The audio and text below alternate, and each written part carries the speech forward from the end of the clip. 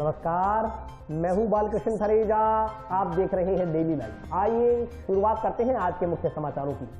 संयुक्त किसान मोर्चा की महापंचायत में पहुंचे सैकड़ों किसान, तीनों कृषि कानूनों को वापस लेने की रखी मांग।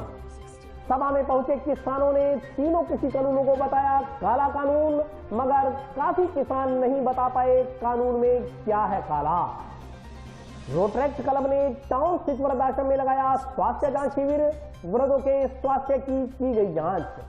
एसएफ जैन सभा में आयोजित हुआ कनिका जैन का तिलक अभिनंदन समारोह। 25 अप्रैल को पंचकुला में करेंगी दीक्षा ग्रहण। जंक्शन पुलिस ने यातायात नियमों की उल्लंघना करने वाले वाहन चालकों के काटे चालान। और अब समाचार विस्तार से। संयुक्त किसान मोर्चा द्वारा टाउन स्थित धानमंडी में किसान महापंचायत का आयोजन किया गया। महापंचायत में पंजाब से आए गायकों तथा किसान नेताओं ने किसानों से अपने अधिकारों के प्रति जागरूक रहते हुए तीनों कृषि कानून वापस होने तक आंदोलन जारी रखने का आह्वान किया। टाउन स्थित नई धानमंडी में संयुक्त किसान मोर्चा द्वारा किसान महापंचायत का आयोजन किया गया। इस मौके पर पंजाब से आए कलाकारों ने उपस्थित लोगों का मनोरंजन किया तथा केंद्र सरकार द्वारा लाए गए तीनों कृषि कानूनों के प्रति जागरूक रहने का आह्वान किया। उन्होंने कहा कि केंद्र सरकार बड़े उद्योगपतियों को खुश करने के लिए गरीब किसानों की जमीन हड़पना चाहती है। पंजाब के गायकों ने गीतों के माध्यम से केंद्र सरकार की नीतियों की आलोचना करते हुए लाए गए तीनों कृषि कानूनों को वापस लेने की मांग की। साथियों, आज का माहौल तो ये है कि जब गाड़ी चलाते हैं, जब ट्रैक्टर चलाते हैं, तो वह गाड़ी ट्रैक्टर अनुसार चलती है। जब आपके गाने हमारे अंदर जोश भरते हैं और खून का संचार तेज हो जाता है, उतना ही कम होगा। मेरे भाइयों, ये बीजेपी वाले लोग आ रहे हैं, कभी आतंकवादी बोलते हैं हमें, कभी खालिस्तानी बोलते हैं, कभी कुछ और बोलते हैं, कभी फॉरेन फंडिंग के आरोप लगाते हैं।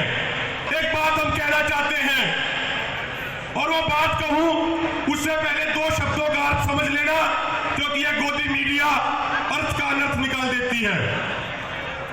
जो सरदार शब्द का मैं इस्तेमाल करूंगा, वो सरदार मैं सिख कौम के लिए नहीं कहूंगा। हर वो व्यक्ति सरदार है जो अपनी कौम के लिए, जो अपने समाज के लिए अपनी के पक्ष में खड़ा होता है, जो सच के साथ खड़ा होता है, वो सरदार है। दिल्ली के बॉर्डरों में 300 से अधिक हमारे जवान शहीद हो गए, लेकिन ये क्रूर प्रशासन, ये निर्दयी, ये गूंगी बहरी सरकार ने तो यह धिक्कार होता है कि दूसरे देशों में जाने वाले जो कहते हैं यहाँ पर हम यहाँ पर बिल्कुल विश्व गुरु बनने के क्षेत्र में हैं, लेकिन जो जमीन से जुड़े हुए हमारे किसान हैं उनके लिए 2 मिनट का मौन नहीं है। धिक्कार है ऐसी सरकार पे। और बता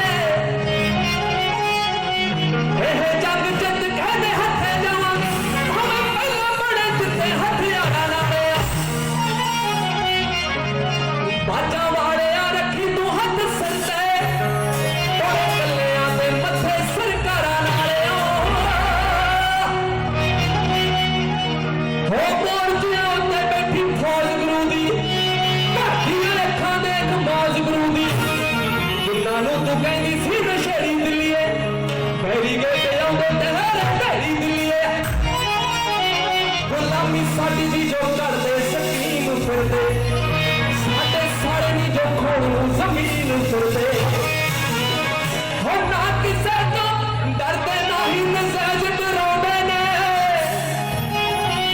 बैके नाल जवाना बाबे धरना लाउंदे ने जखमी पंजाबों ਇਹ ਆਏ ਹੋਏ ਨੇ ਵਿਕ ਗਿਆ ਭਾਵੇਂ ਇੰਡੀਆ ਦਾ ਮੀਡੀਆ ਉਹ BBC ਦੇ ਉੱਤੇ ਜੱਟ ਛਾਏ ਹੋਏ ਨੇ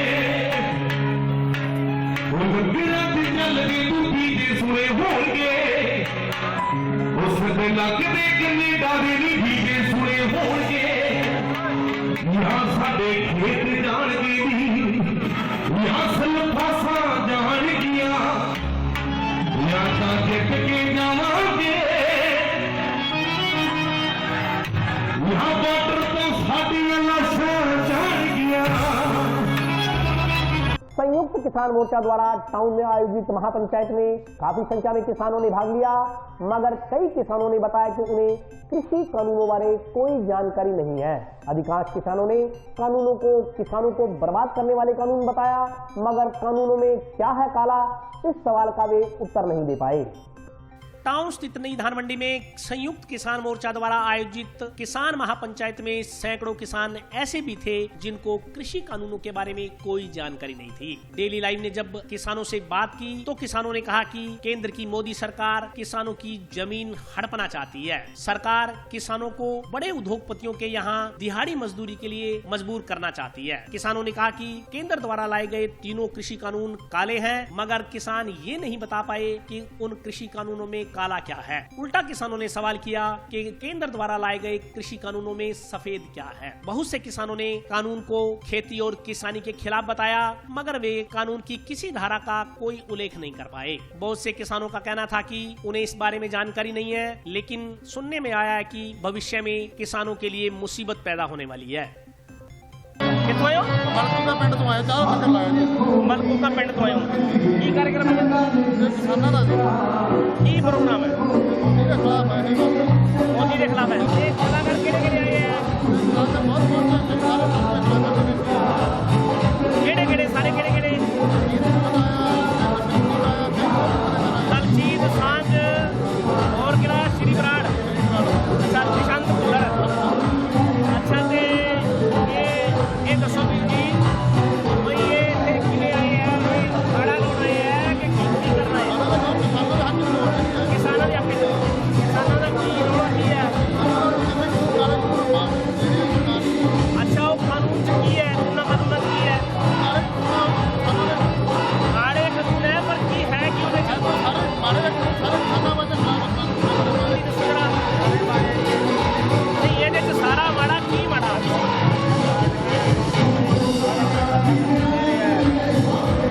अडवाणी अंबानी को सारा इकट्ठा करके दे रहे हैं, किमें दे रहे हैं समझाओ। लाल किला देता ये तुसी मुल्की बदल गया या है मेरा बेटा बड़ा गरडाला और कोई है ना बहादुर शेख कोई है मतलब लाल किला देता उन्होंने लाल किला किराए पे चढ़ रहे लाल किला किराए पे चढ़ रहे पीड़ी बंदा पिंड दुर्गड़ा की प्रोग्राम है ये गाने चल रहे हैं गाने वाले ये गाने किसानों के चल रहे हैं जो किसान गाने गा रहे हैं किसानों को गा रहे हैं गानों के अंदर। अच्छा गानों के अंदर किसानों को क्या बताया जा रहा है? किसानों को बताया जा रहा है कि कानून गलत है, किसानों के लिए सब कुछ गलत है, किसानों के लिए कानून गलत है। कानून गलत है, क्या गलत है कानून में? कानून गलत है, पुराने कानून है, हर किसान को मजदूरी करनी पड़ेगी सरकार के। हर किसान को मजदूरी करनी हाँ, पड़ेगी। किसान की मजदूरी करनी पड़ेगी, सरकार की कैसे मजदूरी करनी पड़ेगी? जरा कैसे बता सकते सरकार को जब हमारी जमीन गिरवी रख लेंगे, जमीन ले लेंगे, हैं? हाँ हमारे पास क्या रहेगा? ये कौन सी किताब में लिखा है जमीन ले लेंगे? कौन सी हर किताब में हर जगह बोल रहे हैं, हर किताब में लिखा है। अभी आपको मैं पढ़ के सुनाता हूँ, मेरे पास किताब पड़ी है, बात है मेरी कोई गाड़ी के अंदर सुनी सुनाई बात तो नहीं चल रही। बिल्कुल नहीं सुनी सुनाई कर रही। और झंडा सिखाना अच्छा ਕਿਸਾਨਾਂ ਦਾ ਕੀ ਪ੍ਰੋਗਰਾਮ ਹੈ? ਕਿਸਾਨਾਂ ਦਾ ਚੱਲਦਾ ਜੀ ਉਹ ਬਿਆਨ ਚੱਲਦਾ ਕਿਸਾਨਾਂ ਦਾ। ਅੱਛਾ, ਤੇ ਗਾਇਕਾਰ ਆਏ ਹੋਏ ਹੈ? ਹਾਂਜੀ ਅੱਛਾ, ਕਿਸਾਨ ਆਏ ਹੋਏ ਆ। किसान आए हुए हैं। ਹਾਂਜੀ किस तरह के किसान आए हैं? ਇਹ ਤਾਂ ਜੀ ਉਹ ਜਿਹੜੇ ਕਾਲੇ ਕਾਨੂੰਨ ਨੂੰ ਲੈ ਕੇ ਆਈ ਹੈ ਜੀ। काले कानून च की काला है जी, दस्यो जरा। ਉਹਦਾ ਹੁਣ ਐਵੇਂ ਉਹ ਕਾਲੇ ਕਾਨੂੰਨ ਲੈ ਕੇ ਉਹਦੇ ਵਾਸਤੇ अच्छा, सुने मतलब तुसी सुने है? ਹਾਂਜੀ ये सुनी सुनाई करते हैं? अच्छा, मतलब सुन के आ गए। अच्छा, मतलब काले कानून है पर काले ठीक है वो आपको नहीं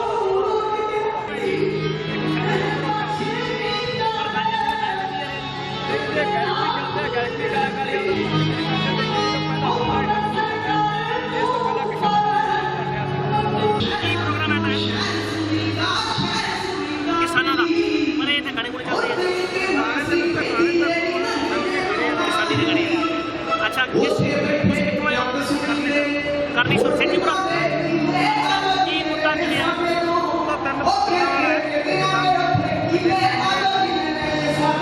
ਤਿੰਨ ਮਿਲਾਣ ਕੀ ਹੈ ਬਿੱਲ 'ਚ ਕੀ ਹੈ? ਅਡਾਣੀ ਵਰਗਿਆਂ ਨੂੰ ਜਿਹੜੇ ਕਰਨਾ ਚਾਹੁੰਦੇ ਜਿਹੜੇ ਵੱਡੇ ਅਡਾਣੀ ਤੇ ਅੰਬਾਨੀ ਕਿਹੜੇ ਰੱਖਣਾ ਚਾਹੁੰਦੇ ਆ? ਇਹ ਇੱਕ ਤੁਹਾਨੂੰ ਕਿਹਨੇ ਦੱਸਿਆ, ਕਿਵੇਂ ਪਤਾ ਲੱਗਿਆ? ਇਹ ਤਾਂ ਹੁਣ ਪਤਾ ਨਹੀਂ ਸਾਰੇ ਜਿੰਨੇ ਵੀ ਪੜ੍ਹਦੇ ਆ ਨਹੀਂ, ਆਮ ਜਥੇਬੰਦੀਆਂ ਦੱਸ ਰਹੀ ਹੈ ਜਾਂ ਤੁਸੀਂ ਪਰ ਤੁਸੀਂ ਆਪ ਪੜ੍ਹਿਆ? ਆਪ ਹੀ ਪੜ੍ਹੇ ਆਪ ਪੜ੍ਹੇ ਲਿਖੇ ਸੀ ਇਹ ਤਾਂ ਤੁਸੀਂ ਪੜ੍ਹਿਆ ਹੋਊਗਾ ਜਾਂ ਤੁਹਾਨੂੰ ਪਤਾ ਲੱਗਿਆ ਉਹਦੇ 'ਚ ਕਾਲਾ ਕੀ ਹੈ? ਸਾਰਾ ਹੀ ਕਾਲਾ ਕਾਲਾ ਜ਼ਮੀਨ ਹੈ ਜੇ ਕਿਸੇ ਤੋਂ ਜਿਵੇਂ ਪਹਿਲਾਂ ਅਰਥ ਉਹਨੂੰ ਲੈਣ ਦੀ ਉਹਨਾਂ ਤੋਂ ਜ਼ਮੀਨਾਂ ਲੈ ਲੈਣਗੇ, ਅਰਥ ਦੀ ਜ਼ਮੀਨਾਂ ਤਾਂ ਨਹੀਂ ਲੈਂਦੇ। ਜਾਂ ਕੋਈ ਬੈਂਕ ਸੀ ਗੌਰਮੈਂਟ ਹੀ ਸੀਗਾ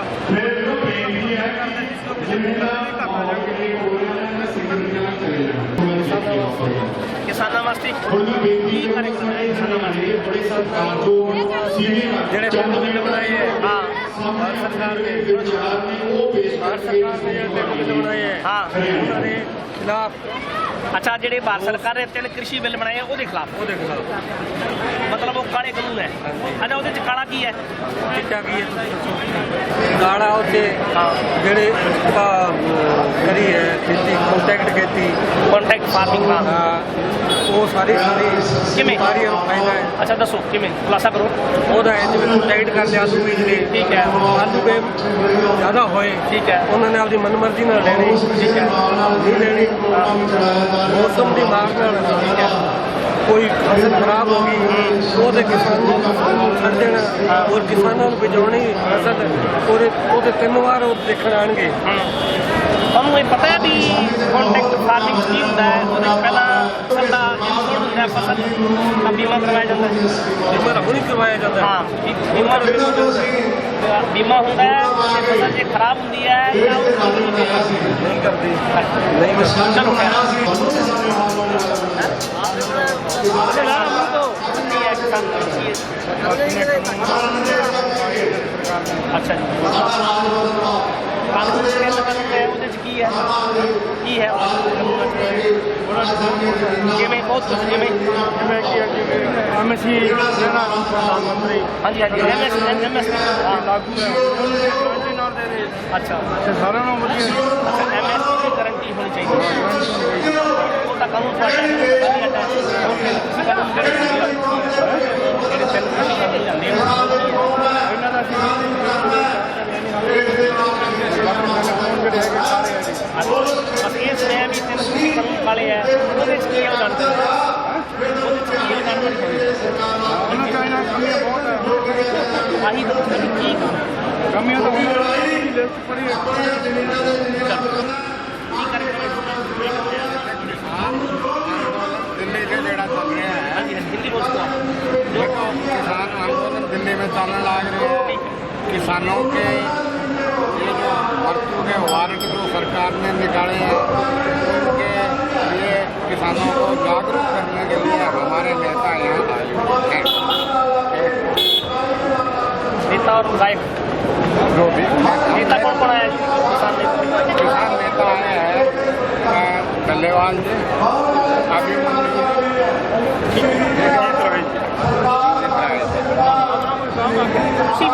ਦੱਸ ਸਕਦੇ ਹੋ ਵੀ ਜਿਵੇਂ ਵੀ ਤਿੰਨ ਕ੍ਰਿਸ਼ੀ ਕਾਨੂੰਨ ਜਿਹੜੇ ਕਾਲੇ ਕਾਨੂੰਨ ਇਹਦੇ 'ਚ ਕਾਲਾ ਕੀ ਹੈ? भाई काला जी सफेद की है। ਚਲੋ ਮੰਨ ਲਈ ਗੱਲ, ਤੁਸੀਂ ਦੱਸੋਗੇ ਨਾ ਫਿਰ ਹੁਣ ਆ ਕੱਟ ਕਰਿਆ ਨੇਤਾ ਵੀ ਹੋ ਜਾਂ ਕਿਸਾਨ ਵੀ ਹੋ, ਇਹ ਤਾਂ ਦੱਸੋ ਕਿ ਕਾਲਾ ਕੀ ਹੈ? सर इसलिए है यदि ये सरकार किसानों के हक में बनाती तो किसानों से पूछती तो ये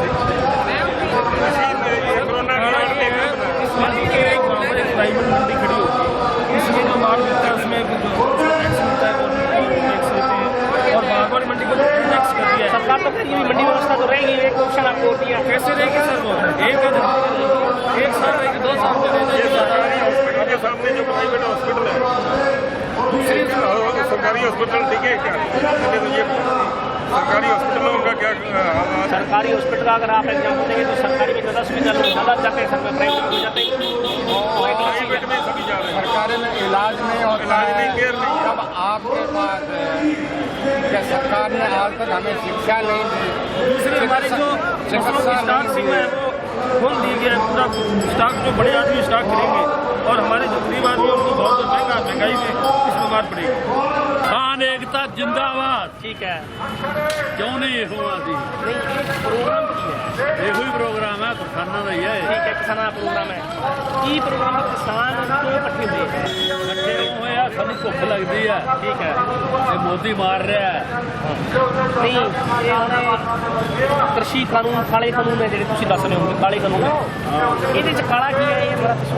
ਇਹਦੇ ਚ ਚਿੱਟਾ ਕੀ ਉਹ ਦੱਸੋ। ਆਓ ਨਹੀਂ ਹੁਣ ਕਿਸਾਨ ਦੇ ਇਸ ਮਾਰੀ ਹੈ ਸਭ ਤੱਕ ਤੁਸੀਂ ਦੱਸੋਗੇ। ਸਾਨੂੰ ਪਤਾ ਵੀ ਸਾਰਾ ਕਾਲਾ ਹੀ ਕਾਲਾ ਹੈ, ਚਿੱਟਾ ਹੀ ਕੋੜਾ ਨਹੀਂ ਇਹਦੇ ਵਿੱਚ। ਜਿਹੜੇ ਇਹਨਾਂ ਨੇ ਖੜੇ ਆ ਤੁਹਾਡੀ ਗੱਲ ਮੰਨ ਲਈ ਵੀ ਕਾਲਾ ਹੀ ਕਾਲਾ ਹੈ, ਪਰ ਕਾਲਾ ਕੀ ਹੈ ਇਹ ਤਾਂ ਦੱਸੋ। ਇਹ ਕਾਲਾ ਜਦੋਂ ਖੜੇ ਕਿ ਸਾਡੇ ਨਾਲ ਤਾਂ ਸਾਨੂੰ ਭਾਅ ਮਿਲਣਾ ਤੇ ਨਾ ਸਾਡੀਆਂ ਜ਼ਮੀਨਾਂ ਛੱਡਣੀਆਂ ਜੇ ਚੱਲ ਪਿਆ ਤਾਂ ਤੇ ਨਾ ਮਜ਼ਦੂਰ ਨੂੰ ਮਜ਼ਦੂਰੀ मिलनी है। 25 अप्रैल को पंचकुला में दीक्षा ग्रहण करने वाली कनिका जैन का आज टाउन स्थित SS जैन सभा में तिलक अभिनंदन समारोह आयोजित किया गया। टाउन स्थित SS जैन सभा में शनिवार को महासाध्वी श्री शांति जी महाराज थाने 4 के सानिध्य में दीक्षा ग्रहण करने वाली बहन कनिका जैन का तिलक अभिनंदन किया गया। बहन कनिका जैन 25 अप्रैल 2021 को पंचकुला में महासाध्वी श्री श्रुति जी महाराज के सानिध्य में जैन दीक्षा ग्रहण कर साध्वी के रूप में भगवान महावीर स्वामी के बताए मार्ग पर अपने लक्ष्य की ओर चलेंगी। इस अवसर पर महासाध्वी श्री करुणा जी महाराज ने आशीर्वाद प्रदान किया तथा महासाध्वी श्री चित्र जी महाराज, महासाध्वी श्री गरिमा जी महाराज ने भजनों के माध्यम से ईश्वर का गुणगान किया। इस मांगलिक कार्यक्रम में प्रधान प्रवीण दुग्गड़, कोषाध्यक्ष पवन जैन पम्मी, उपाध्यक्ष ज्ञानचंद कोहाड़, पदम चौधरी, बेबी जैन, कमल तातेड़, नरेंद्र पटावरी, लालचंद जैन, धनराज बाबेल, सुभाष सिंगला, मोहित जैन, दीपक गोयल सहित जैन समाज के अन्य लोग उपस्थित थे। कार्यक्रम में लक्षिता जैन, वैभव, सुमन चौधरी, रानी तातेड़, दीपक गोयल, नेहा तातेड़ ने भजनों की प्रस्तुति कर दीक्षा ग्रहण करने वाली बहन कनिका का गुणगान किया।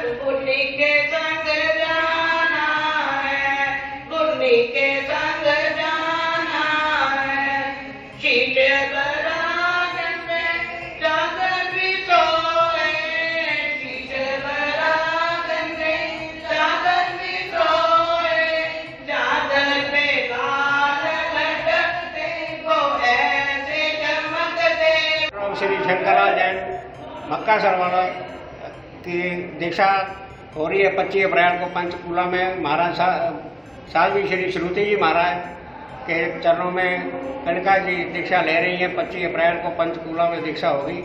उसी के उपलक्ष्य में हमने बरागन बहन कनिका जैन का तिलक समारोह जैन सभा में रखा, जिसमें लोगों ने बढ़ चढ़ कर हिस्सा लिया और महाराज श्री जी करुणा जी महाराज ने अपना आशीर्वाद दिया कि संयम पथ पर आगे बढ़ते हुए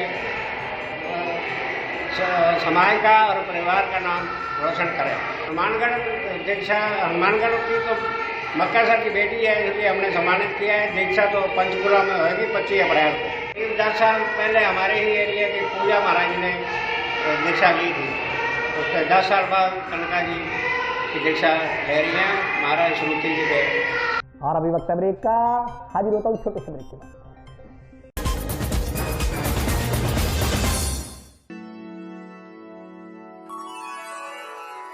यूं तो कई बार मुझे हंसते देखा है, पर ये हंसी कुछ और है। ये गहना मुझ पर जचता है, पर ये महज एक गहना नहीं, ये रूपरेखा है मेरे मन की, हंसती खिलखिलाती लहरों की, जो आतुर थी अब तक मुझ पर सजने को। इसलिए ये गहना ही मेरा सच्चा श्रृंगार है, श्रृंगार है, श्रृंगार है।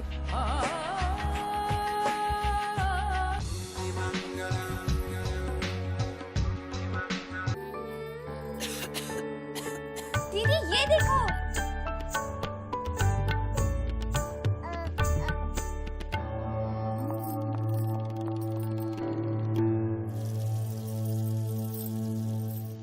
नोवेल कोरोना वायरस बीमारी को फैलने से रोका जा सकता है। खांसी और छींक के बाद और बच्चे को छूने से पहले अपने हाथों को साबुन से धोकर इसे फैलने से रोक सकते हैं। वो डॉक्टर साहब हैं? भाई साहब खांसी और बुखार था, सोचा चेक करवा लूं।